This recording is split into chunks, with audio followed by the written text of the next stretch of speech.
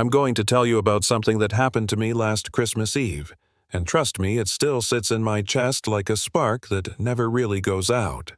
The whole thing started in the middle of a blizzard at Ridgewood International, one of those airports where everyone's stressed, everyone's tired, and nobody feels festive, no matter how many plastic wreaths they hang on the walls. And in the middle of that chaos, a woman I had never met decided she was better than me and my kid. Yeah, that happened. My name's Adrian Mercer, and I've spent most of my life being underestimated. Growing up, people looked at me like they knew exactly who I was before I opened my mouth, and honestly, a part of me got used to it. I'm older now, supposedly wise, supposedly successful, but some things still sting the same way they did when I was 15. Maybe that's why this story hit me so hard. Maybe that's why I didn't let it slide. Anyway, it was me and my son, Theo, getting ready for our Christmas flight to Tokyo. I travel a lot for work, but I've always tried to make the holidays feel magical for him. This year, he was excited out of his mind because it was the first time he got his own first-class seat. Not my seat. Not a shared seat. His. He kept looking at the boarding pass like it was a golden ticket from Willy Wonka. We were standing as a priority lane waiting to board when it happened. A woman in a red cashmere coat, heels too thin for winter and sunglasses indoors, shoved her way past us so hard I had to throw an arm in front of Theo to stop him from falling. She didn't apologize. She didn't even look guilty. She just tossed her hair and waved her phone like a badge. "Move aside," she snapped, "VIP boarding only. I don't wait behind economy families." Her voice hit the air like ice cracking. The gate agent blinked. Theo blinked. I tried not to blink because sometimes when you blink, your temper decides it's time to clock in. "Ma'am," the agent said, "they're in first class too." She turned slowly like she was about to confirm humanity's greatest insult. Her eyes dropped to my son's worn sneakers, then climbed up to his face and finally to mine. "Oh," she said, dragging the word out, "how cute. A charity upgrade."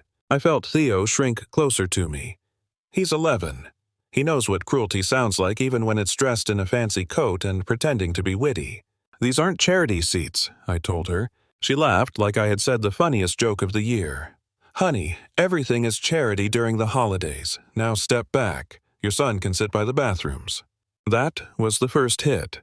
The second came later. I wish I could tell you I brushed it off, but when you've spent a lifetime being spoken to like you're less, some words don't just land. They detonate. We eventually boarded, trying to shake it off.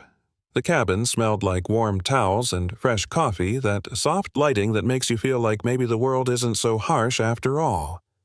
Theo spotted his seat 1C, and his face lit up like 1,000 Christmas lights. But someone was already sitting there, the woman in the red coat. Her bag was in his footwell. Her coat was draped over the screen. She had taken off her shoes, feet up, glass of champagne in hand, like she owned the aircraft. Theo looked at me confused. "Dad, is this the wrong row?" He knew it wasn't. "Ma'am," I said calmly, "that's my son's seat." She didn't even look up, just sipped her drink and said, "He'll live. Sit him somewhere else, preferably far." Theo froze. His eyes glossed like he couldn't quite understand why someone hated him without reason. I felt something in me twist. Not anger exactly, but that old familiar sting of being dismissed. Except this time it wasn't aimed at me. It was aimed at my kid.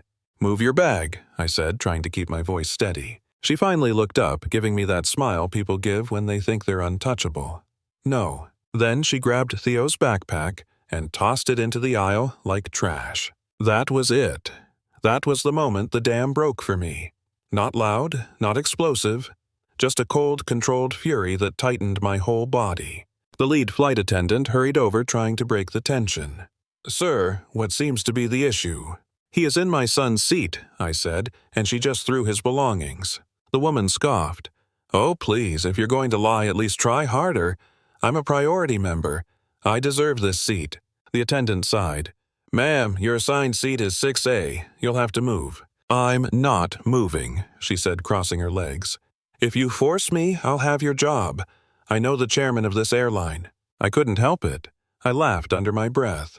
Not mocking her, just amazed that people still believed money or connections made them bulletproof. "That's interesting," I said.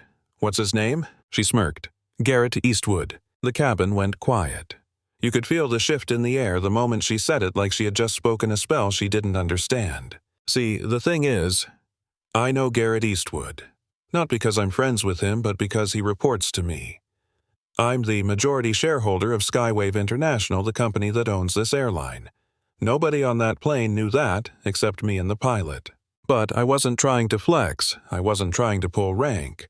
I just wanted this woman to stop treating my son like he was disposable. "Ma'am," I said softly, "this is your last chance to move." She rolled her eyes. "What will you do? Tell the captain to delay the flight, ground the plane." "Yes," I said. And I meant it. I called the operations line. The attendant's eyes widened as she overheard, "Hold the pushback. We have a disruptive passenger in 1C. "Disruptive," she shrieked. "I am the victim here.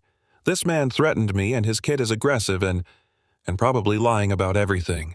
Theo looked down. That crushed me more than anything else. Security boarded within minutes. Not airport rent-a-cops.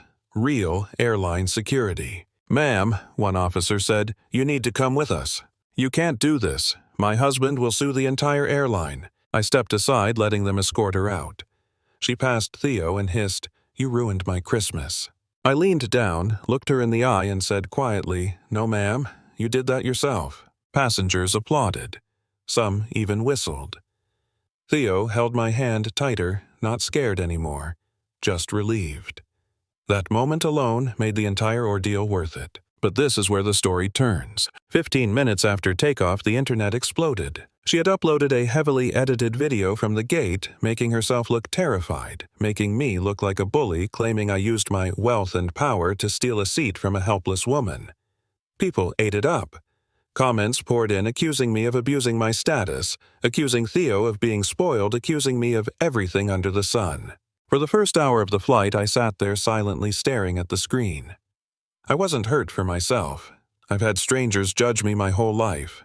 But Theo, he didn't deserve that. He kept asking, "Dad, did we do something wrong?" And I hated that question more than anything. Then the twist hit. The guy across the aisle, some young dude in a hoodie, leaned over and whispered, "Hey, I got it all on video. The whole thing. Unedited." Turns out he was a travel vlogger with millions of followers, and he caught everything the moment she shoved her way past the line. The insults, the seat theft, the backpack, my calm, her cruelty. Every second of it. "You want to post it?" he asked. I didn't even hesitate. Please. He uploaded it mid-flight. The truth hit the internet like a tidal wave, and overnight the public turned. Her lie didn't just collapse, it imploded. Then the real twist surfaced. The woman wasn't just a rude passenger.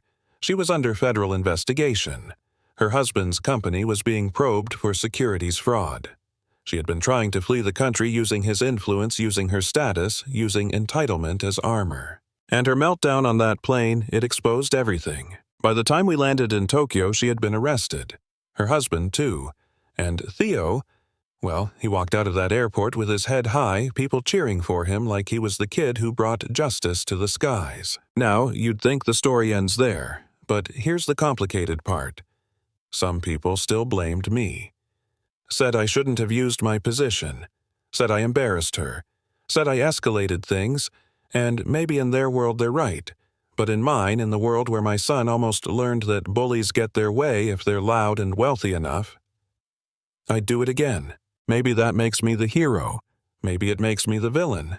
I'm fine with either. Because at the end of the day, when someone tries to make your kid feel small, you either shrink with them, or you stand tall enough for both. So let me ask you this, and I genuinely want to hear your thoughts. Was I right to stand my ground even if it meant exposing someone with power? Or did I go too far, letting my pride take over when I should have walked away? Tell me in the comments. Tell me what you've seen, what you've lived, what you would have done.